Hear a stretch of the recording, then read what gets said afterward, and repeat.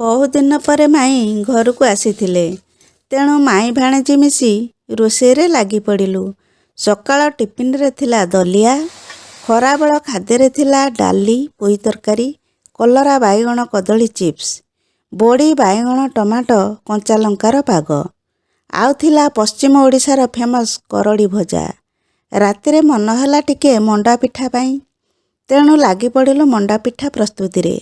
ପ୍ରଥମେ ବିରି ବାଟି ଜିରା, କଞ୍ଚାଲଙ୍କା, ଧନିଆ ପତ୍ର, ଭୃସଙ୍ଗ ପତ୍ର ପକାଇ ବିରି ପୁର ପ୍ରସ୍ତୁତ କରିଥିଲୁ।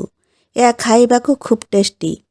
ଗୁଡ଼ ନଡ଼ିଆ ପୁର, ଆଳୁ, କୋବି, ମଟର, କ୍ୟାପ୍ସିକମ୍, ଗାଜର ମିଶି ଏକ ଚଟପଟା ପୁର ହେଲା। ଏହାପରେ ମାଇଁ ପିଠାଗୁଡ଼ିକୁ ଗଢ଼ି ଦେଇଥିଲେ। ଇଟିଲି ହାଣ୍ଡିରେ ପିଠାଗୁଡ଼ିକୁ ସଜେଇ ଗ୍ୟାସରେ ବସେଇ ଦେଇଥିଲି। ପ୍ରସ୍ତୁତ ହୋଇଗଲା ଆମର ମଣ୍ଡା ପିଠା। ଏହାକୁ ଖୁସି ମନରେ ଖାଇ ଆମେ ଶୋଇ ପଡ଼ିଥିଲୁ।